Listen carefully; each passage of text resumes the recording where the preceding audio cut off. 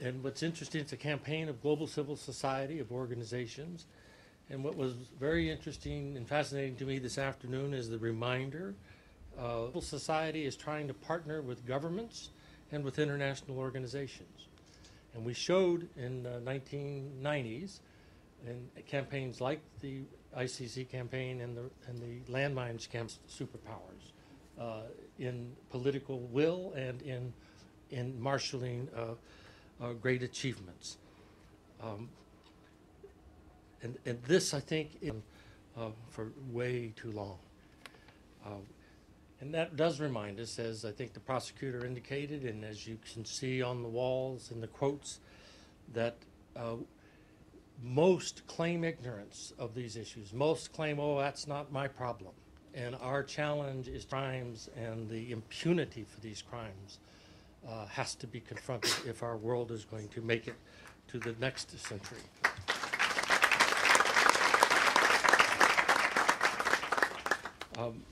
Who referred the crimes in the Sudan and Darfur region to the ICC, but then has done nothing practically to assist the court, the international community, the victims with institutions like the Security Council to honor their own statutes, their own rules, their own principles in the UN Charter, which they are not doing. And unfortunately, the regional organization, the African Union, has not supported the arrest of President Bashir. In fact, is actually helping shield arrest of President Bashir with their summit resolution. So we have tremendous work to do at the international level and at the regional international organization level. The Rome Statute was truly one of the greatest advances in all of history for the rule of law in international affairs, for the rule of law to provide prevailing over crimes against humanity. And we are all dedicated with you this afternoon with supporting the prosecutor, and we're supporting the incoming prosecutor in this tremendous and I think fateful effort for the future of justice and peace on this planet. Thank you very much.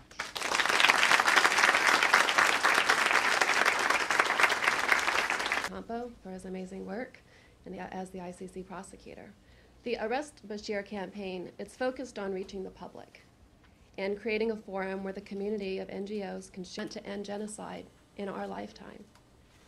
After the Holocaust, a promise was made, never again. However, in my lifetime, we ignored Rwanda, Bosnia, Darfur, and countless other genocides. Today, we are responsible for the civilians from the Nuba Mountains and the... Thank you.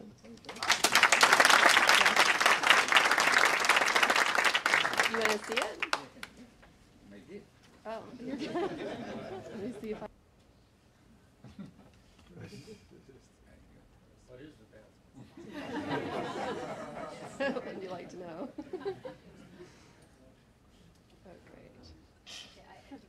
We'll move forward and then we can watch it out. Let's go back to the Arrest Bashir page, though, so people can see that while we're... Okay, let's see if we can go back. Continue. Conversation about what we can do with this campaign. So let me then invite, and thank you so much for joining us, Richard Dicker from Human Rights Watch, to talk a little more about what we in civil society can be doing. Having come to know the prosecutor over the last several years, I thought the best way to thank him for his tireless, energetic, and thoughts on lessons learned on the Security Council's Darfur referral. First and foremost, I think the horrific crimes the United States under the Bush administration, whose antipathy to the court was so well known, would veto it, and China would stand right behind or right in front of that. Well, a few things happened, and it's worth reflecting on those things. One, France, to its credit, played a leading role in building a coalition of council members, first with the Summer Olympics of 2008 coming up, very nervous about what I believe Mia Farrow termed the Genocide Olympics. So they did the math, and the lesson learned there, and the judges issued arrest warrants. That had the very positive, important effect of stigmatizing what had horrified world public opinion as bad. After the first arrest warrants were issued. And it wasn't just Omar al-Bashir. When the Security Council went to Khartoum in June of 2006, and then again in Security Council, that we have to confront and change. Numerous speakers have mentioned Charles Taylor, Ratko Mladic, as accused or in jail as convicted. And we've got to focus our energy as part of your legacy, Mr. Prosecutor, to make that happen with Omar al-Bashir.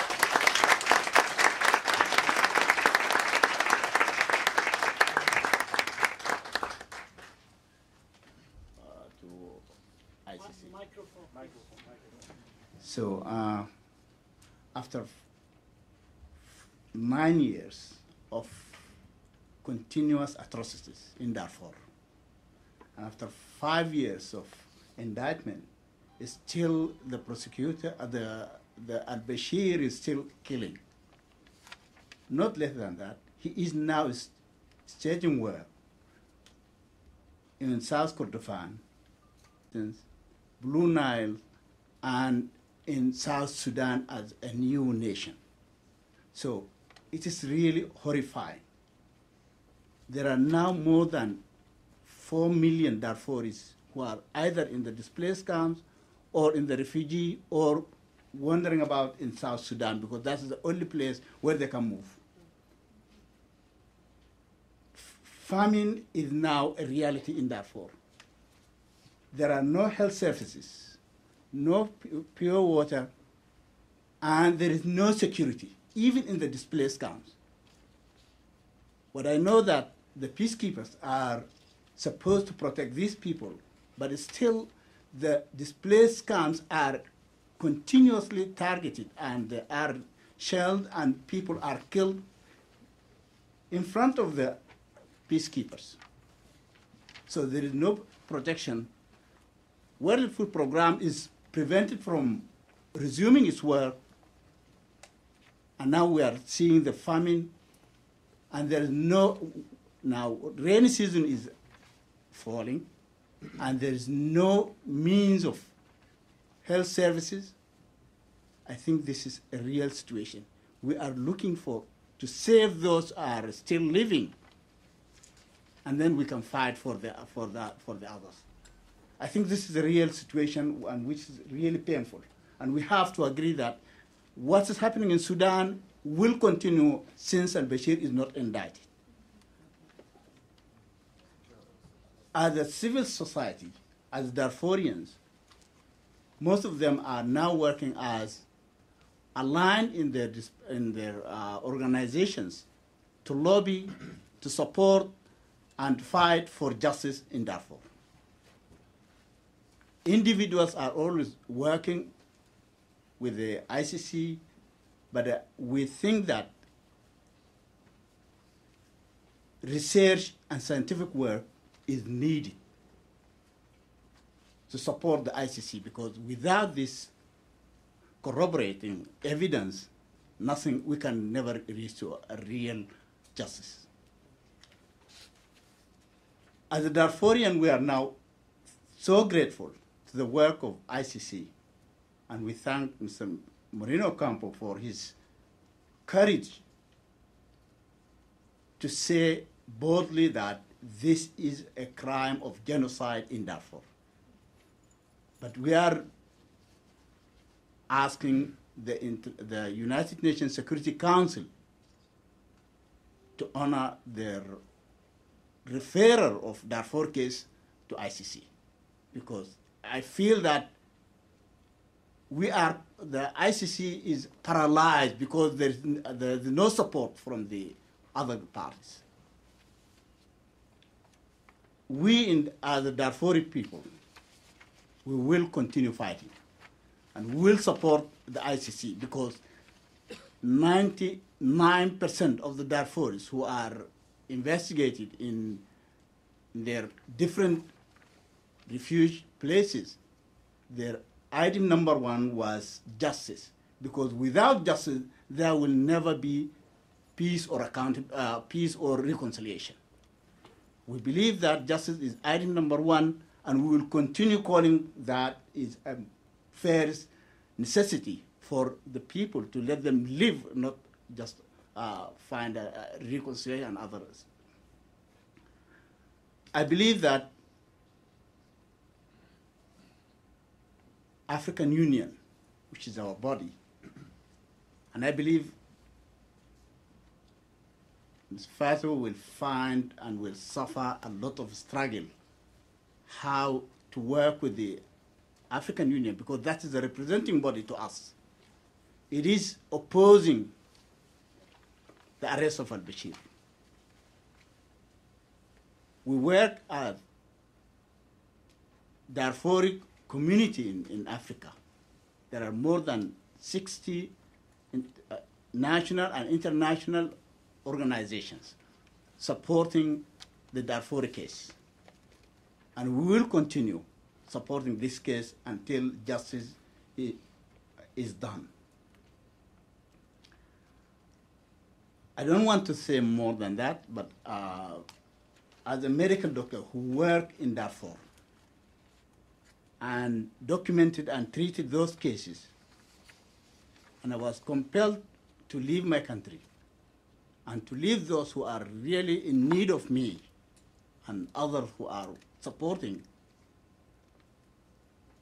I'm just handing over this research work, which will support the ICC for corroborating the case of Darfur and the evidence. So I am presenting the research number one about medical evidence of human rights violations and the type of peace which Darfuris are asking for.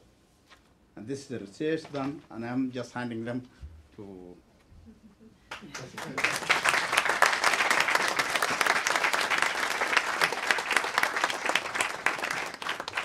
And we believe that without a real support, a real dedicated work, we can never reach to the stage of justice implementation. Thank you.